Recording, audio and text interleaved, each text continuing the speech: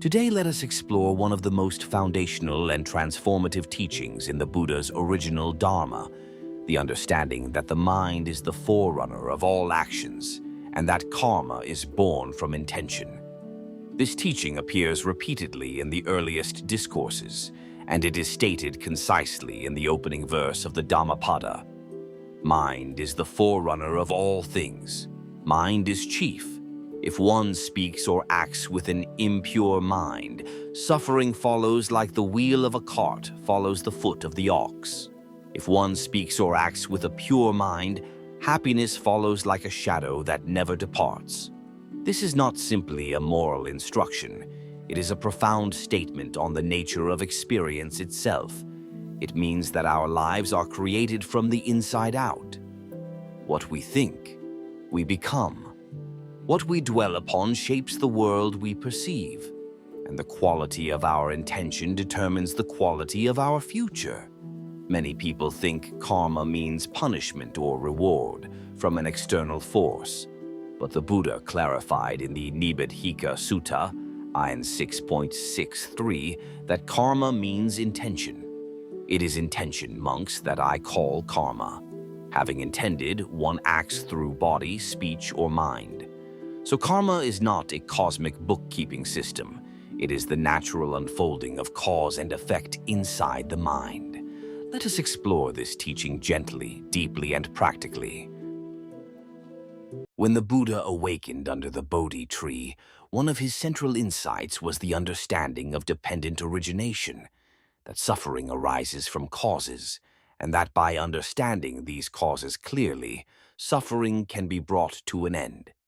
At the base of this chain of causes is the shaping force of the mind, our perceptions, our habits, our intentions, our responses. To illustrate how this works, the Buddha gave the simile of the two arrows, SN 36.6. He said that an untrained person is like someone shot by two arrows. The first arrow is unavoidable pain, cold weather, sickness, loss, aging, disappointment. The second arrow is the suffering we create through our reaction, fear, resentment, rage, denial, compulsive thinking, or self-pity. The first arrow belongs to life. The second arrow belongs to us. Karma is mostly the second arrow. When we learn to respond rather than react, the mind becomes free. When we understand intention, the mind becomes wise. And when we understand the nature of thought itself, the mind becomes still. Let us look at this very carefully. There is a discourse called the Dvedhāvitakka Sutta, MN 19. The two kinds of thought. In it, the Buddha recalls his practice before awakening. He observed that thoughts fall into two broad categories, those rooted in greed, aversion, and delusion, and those rooted in renunciation, goodwill, and harmlessness. He noticed that thoughts rooted in greed, hatred, and delusion lead to suffering. They stir up the mind, they disturb the body, they weaken mindfulness, and they do not lead to peace. But thoughts rooted in generosity, loving-kindness, and wisdom help the mind settle. They support clarity. They allow insight to arise. Then he practiced redirecting the mind from unwholesome patterns to wholesome patterns, not through suppression but through understanding. Just as a carpenter removes a coarse peg with a fine one, he gently replaced harmful thoughts with beneficial thoughts. This is the Buddha's original framework for meditation and for life. Let's take a very simple example. Imagine someone cuts in front of you in traffic. Immediately, irritation arises. A story begins. People are so inconsiderate. Why is this happening? Why me? The mind escalates the moment into a whole narrative of self-importance and unfairness. But if we pause and look at the event through the lens of intention, we may see that the irritation is the second arrow. The Buddha would say, see clearly, understand the cause, recognize the result, let go. From this perspective, the car in front of you is not the problem. The problem is the uncontrolled reaction inside your own mind. That is karma, the unfolding of your own intention. But the Buddha's teachings go deeper still. In the Fire Sermon, SN 3528, he declared that the six senses, the eyes, ears, nose, tongue, body, and mind, are burning with the fire of craving, aversion, and ignorance. This means that when the senses make contact with the world, feelings arise, and from feelings come reactions, and from reactions come intentions, and from intentions come actions that shape our future. But when mindfulness is present, this automatic chain can be interrupted. This is why the Buddha described the Satipaṭṭhāna Sutta, M-10, as the direct path to liberation. Mindfulness allows us to see experience as it is, without drowning in it. We learn to observe the flame without feeding it. Consider another example. Imagine sitting in meditation and a memory arises, perhaps a painful conversation or an embarrassing moment long ago.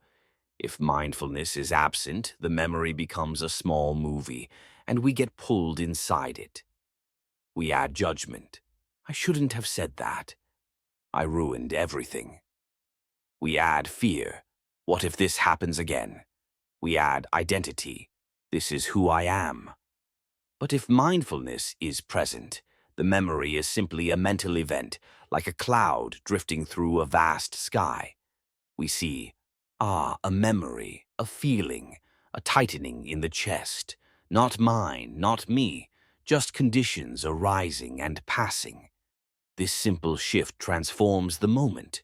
This is the Buddha's teaching on intention, the ability to choose not the contents of experience, but the response to experience. Now let us explore how this understanding connects to karma in everyday life. According to the Buddha, there are three types of actions: physical actions, verbal actions, mental actions, and all of them begin in the mind. Even the words we speak are born from intention.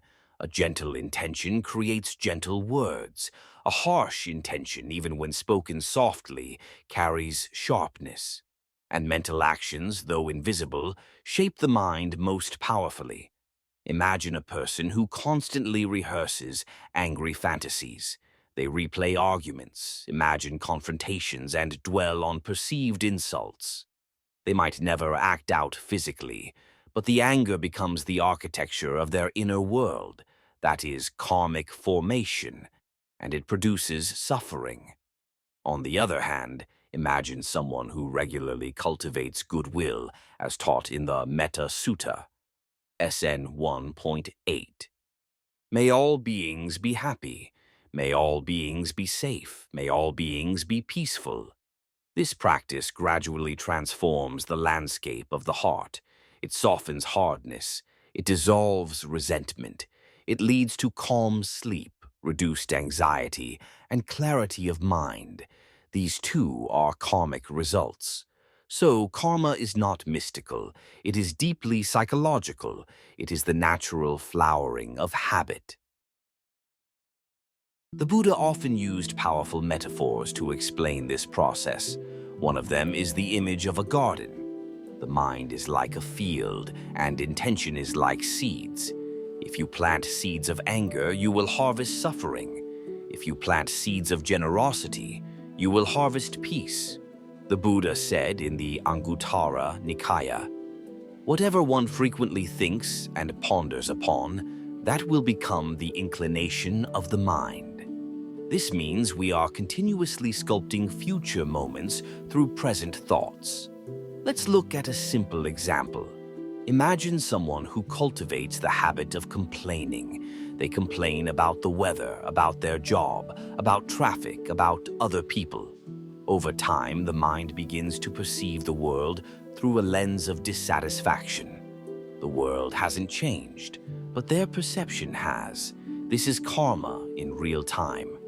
Contrast that with someone who practices gratitude. They pause to appreciate a warm cup of tea, a moment of rest. the sound of birds, or a kind smile from a stranger.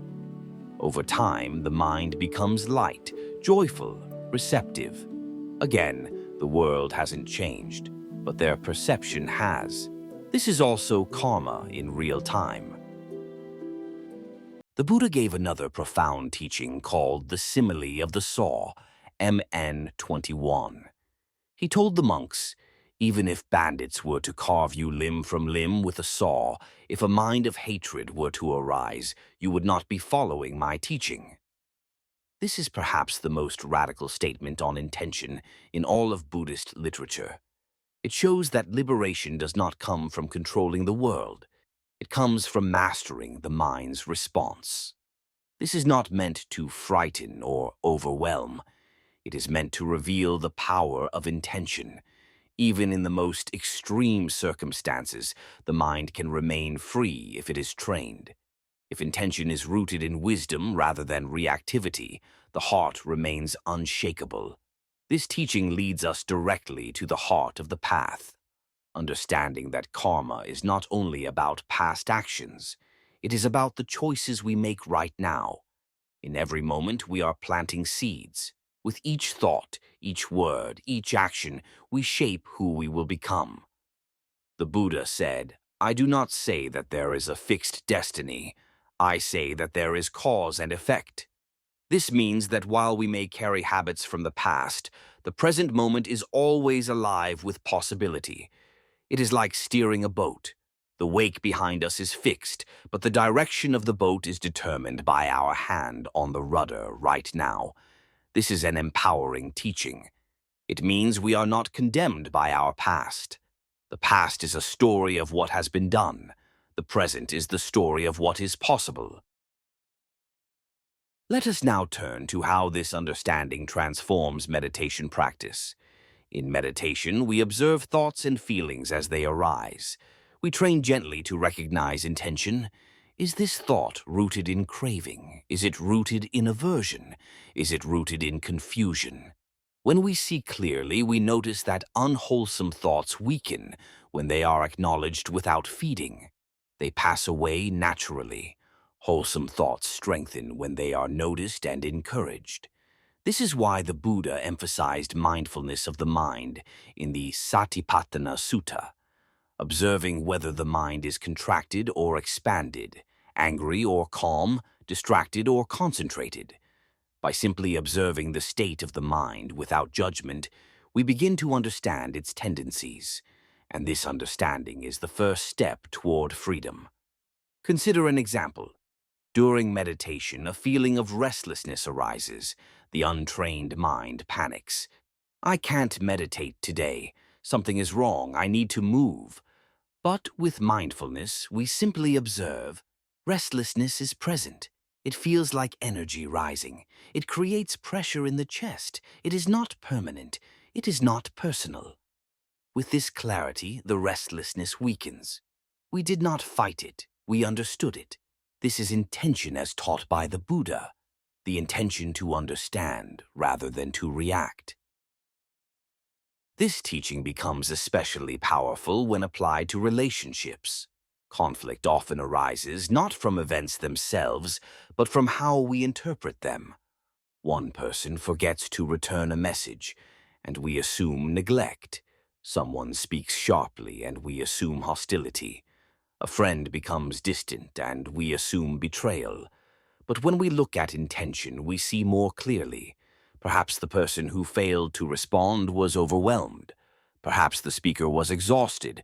Perhaps the friend was carrying their own burdens. By shifting attention from our reaction to their intention, compassion arises naturally. This is why the Buddha repeatedly taught the cultivation of empathy. He said in the Samyutta Nikaya, "Just as you can consider your own experience, you should reflect on the experiences of others."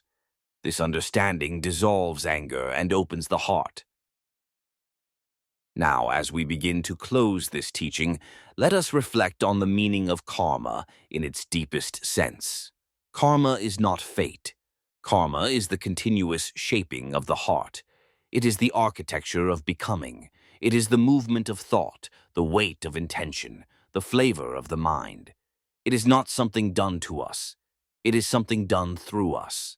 The Buddha once said that if we wish to understand our past, we should observe our present conditions.